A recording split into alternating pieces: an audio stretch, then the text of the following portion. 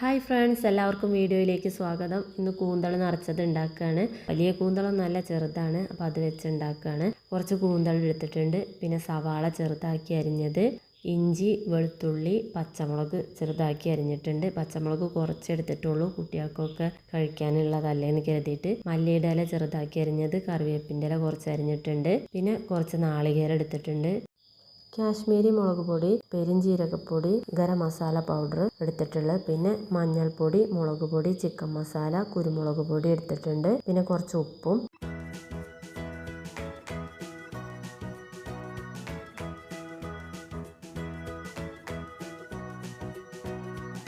മസാലയിലേക്ക് വേണ്ടിയിട്ട് കൂന്തൾ കുറച്ച് ചെറുതാക്കി അരിഞ്ഞ് മാറ്റി വെച്ചിട്ടുണ്ട്. പിന്നെ വലിയ കൂന്തളിലേക്ക് കുറച്ച് മഞ്ഞൾപ്പൊടി ഇട്ട് വെള്ളം ഒഴിച്ച് കലക്കി മാറ്റി വെച്ചു.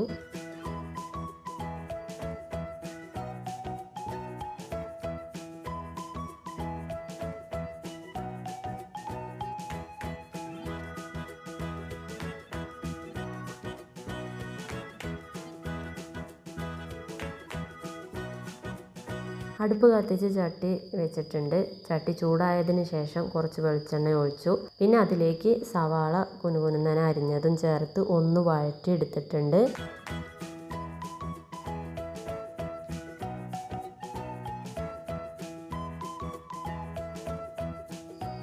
സവാള പെട്ടെന്ന് വഴണ്ടി വരാൻ വേണ്ടി അതിലേക്ക് കുറച്ച് ഉപ്പ് ചേർത്തു ഒന്നുകൂടി നന്നായിട്ട് വഴറ്റി. പിന്നെ അതിലേക്ക് വെളുത്തുള്ളിയും ഇഞ്ചിയും പച്ചമുളകൊക്കെ ചേർത്ത് നന്നായിട്ട് വഴറ്റിയെടുത്തു, അതിൻ്റെ പച്ച മണം മാറുന്നത് വരെ.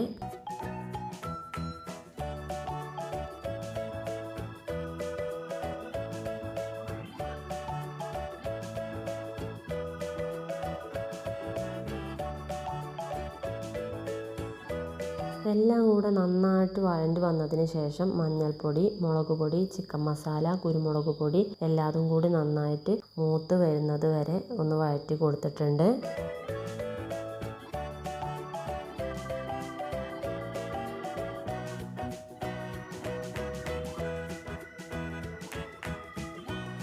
പൊടികളെല്ലാം ഇട്ട് വഴറ്റി അതിൻ്റെ പച്ചമണമൊക്കെ മാറി മൂത്ത് വന്നതിന് ശേഷം അതിലേക്ക് കൂന്തൾ ചെറുതാക്കി നുറുക്കിയത് ഇട്ട് കൊടുത്ത് ഒന്ന് വഴറ്റി. പിന്നെ വെള്ളം ഒഴിച്ച് വേവിച്ചു.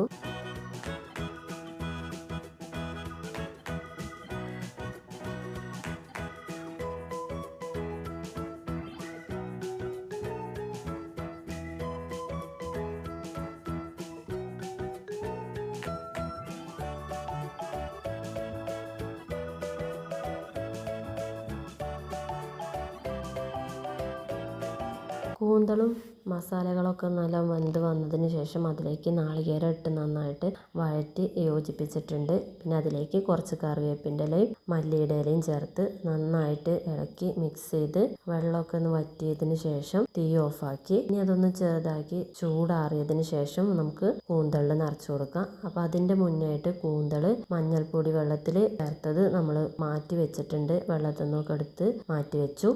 പിന്നെ ചൂടാറാൻ വേണ്ടിയിട്ട് മസാലക്കൂട്ട് നമ്മളൊരു പാത്രത്തിലാക്കി മാറ്റി വെച്ചിട്ടുണ്ട്. ചൂടാറിയതിന് ശേഷം ഇതാ നമ്മൾ കൂന്തളിൽ നിറച്ച് കൊടുക്കുകയാണ്.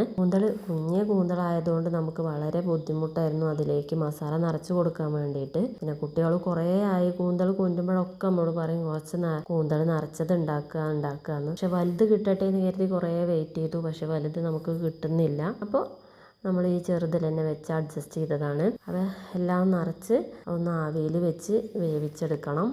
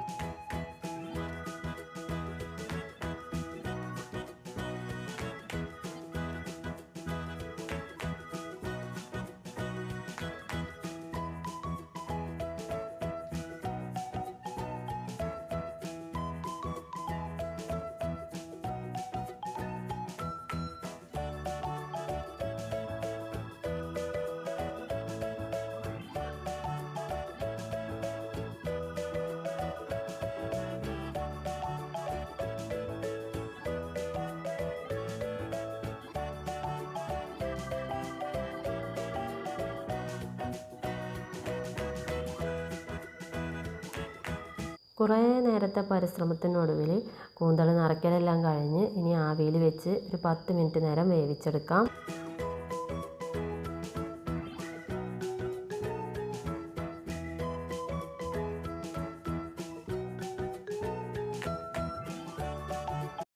കൂന്തൽ വെന്തതിന് ശേഷം നമ്മളത് മാറ്റി വെച്ചു. ഇനി അതിലേക്ക് മസാല തയ്യാറാക്കാൻ വേണ്ടിയിട്ട് പുറത്തെ കോട്ടിങ്ങിന് കുറച്ച് മസാല തയ്യാറാക്കാൻ വേണ്ടി ചട്ടി അടുപ്പത്ത് വെച്ച് അതിലേക്ക് കുറച്ച് എണ്ണ ഒഴിച്ച് പെരിഞ്ജീരക പൗഡറും ഗരം മസാല പൗഡറും കാശ്മീരി ചില്ലി പൗഡറും കൂടിയും ചേർത്ത് ഒന്ന് ഇളക്കി പിന്നെ അതിലേക്ക് കുറച്ച് കറിവേപ്പിൻ്റെ ഇല ഇട്ട് ഒന്ന് മൂപ്പിച്ച് പിന്നെ വേവിച്ച് വെച്ച കൂന്തൽ നിറച്ചതും ചേർത്ത് നന്നായിട്ട് ഇളക്കി മസാല കൈമ പിടിക്കേണ്ട രീതിയിൽ നന്നായിട്ട് യോജിപ്പിച്ച് കൊടുത്തിട്ടുണ്ട്.